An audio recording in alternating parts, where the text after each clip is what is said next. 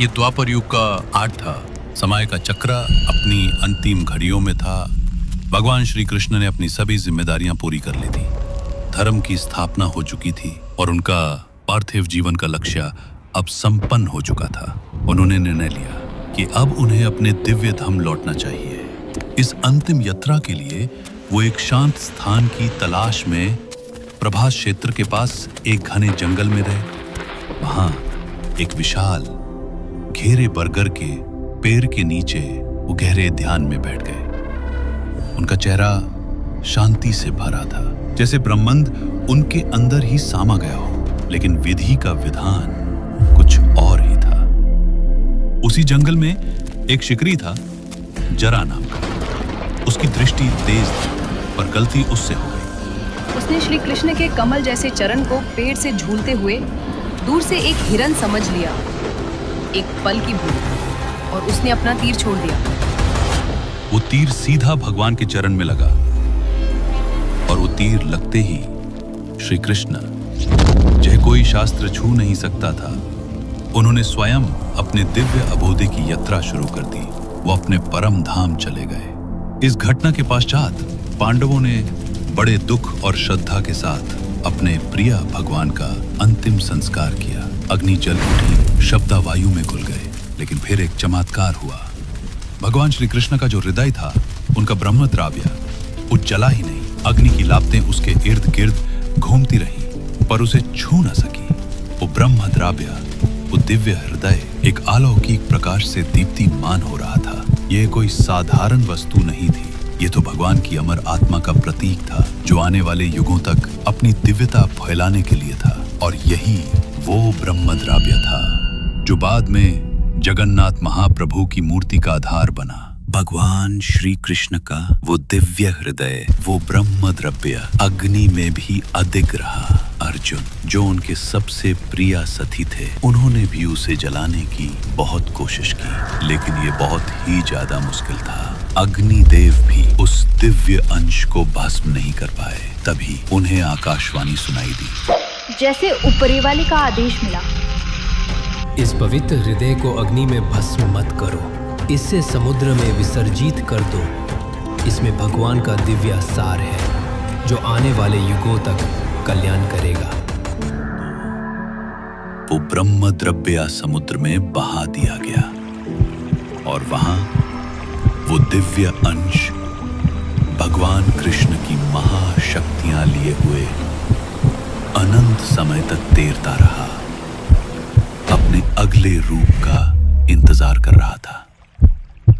कई सदियां बीत गए, युग बदले, सभ्यताएं आई और गई, लेकिन वो दिव्य पदार्थ समुद्र की लहरों पर तैरता रहा, अपनी शक्ति को संजोए हुए। और फिर नियति उसे पुरुषोत्तम क्षेत्र तक ले आई, जिसे आज हम पुरी कहते हैं। वो दिव्य धातु समुद्र के लहरों के कारण धरती के करीब आया, लेकिन किसी को इसकी खबर नहीं थी। वो एक राज बनकर, एक अद्भुत शक्ति बनकर समुद्र की गहराइयों में ही छिपा रहा, अपने सही समय का इंतजार करते हुए, जब राजा इंद्रद्युम्न की भक्ति उसे बाहर निकालेगी। बहुत साल पहले की बात है, प्राचीन पुरी में, जहां शांति और समृद्धि का वास था, राजा इंद्रद्युम्न राज करते थे। उनका शासन सिर्फ राजनीति से नहीं, बल्कि धर्म और न्याय के मूल्यों पर गहराई से आधारित था। राजा इंद्रद्युम्न सिर्फ एक शासक नहीं थे, बल्कि वो तो एक परम भक्त थे, अपनी प्रजा के स्नेह भरे पलक थे। और उनके हृदय में एक अनोखी अभिलाषा थी, एक ऐसी इच्छा जो उनकी हर सोच, हर सांस में घुली हुई थी। उनकी सबसे बड़ी इच्छा थी भगवान विष्णु के साक्षात दर्शन की। उनके दिव्य रूप को अपनी धरती पर स्थापित करने की। हर पाल, हर सांस के साथ उनके मन में यही एक प्रश्न घूमता रहता था। कैसे मिलेगी मुझे भगवान की कृपा? कैसे होंगे उनके दर्शन? कैसे होंगे उनके स्वयं रूप मेरे राज्य में स्थापित? रात गहरी थी और पुरी नगर गहरी नींद में सोया हुआ था, लेकिन राजा इंद्रद्युम्न की नींद आज आम नींद नहीं थी। वो एक ऐसे लोक में प्रवेश कर रहे थे जहां स्वर्ग और पृथ्वी एक हो जाते हैं। एक रात राजा को एक अद्भुत स्वप्न आया। भगवान विष्णु स्वयं प्रकट हुए। उनकी दिव्य छवि से पूरा स्वप्न लोक प्रकाशित हो उठा।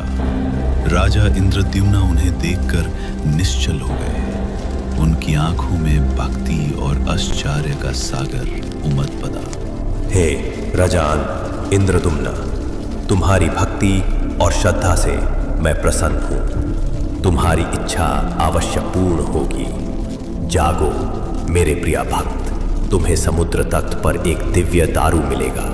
यह कोई आम लकड़ी नहीं होगी, इसमें मेरी शक्ति का अंश होगा। इसी दारू से मेरे रूप का निर्माण होगा। 3 अद्भुत प्रतिमाएं जो दुनिया को मेरे आशीर्वाद का दर्शन कराएंगी। भगवान का संदेश राजा के हृदय में समा गया। ये सिर्फ एक स्वप्न नहीं था, ये तो एक दिव्य संकेत था, एक आशीर्वाद था जो उनकी लंबी इच्छा को पूर्ण करने की दिशा में पहला कदम था। जब राजा की आंख खुली तो उनका मान शांति और नए उत्साह से भरा था। अब उन्हें पता था कि उनकी खोज कहां से शुरू होगी। सुबह होते ही राजा इंद्रद्युम्न ने एक पल भी नहीं गवाया। उनके मन में भगवान विष्णु का संदेश ताजा था और उनकी आंखों में एक नया तेज था। उन्होंने तुरंत अपने सभी मंत्रियों और सैनिकों को आदेश दिया, उस दिव्य दारू की खोज करो जो समुद्र तट पर मिलेगा। राजा का आदेश स्पष्ट था और फिर हर दिशा में खोज शुरू हुई। सैनिकों ने घने जंगलों को छाना, नदी किनारों की तलाशी ली और तातीय क्षेत्रों में कदम कदम पर ध्यान दिया। 3 हफ्ते में बदले, हफ्ते महीनों में, लेकिन दारू का कोई निशान नहीं था। कुछ लोग निराश होने लगे थे, लेकिन राजा की श्रद्धा अधिक थी। और फिर जब सबसे ज्यादा निराशा छा रही थी, जब उम्मीद की किरण धीरे धीरे कमजोर पड़ रही थी, तब एक दिन समुद्र तट पर उन्हें मिला वही अद्भुत तेजस्वी दारू। ये कोई आम लकड़ी का टुकड़ा नहीं था, ये तो स्वयं प्रकाशित हो रहा था। उसकी दिव्यता उसके हर रेशे से झलक रही थी।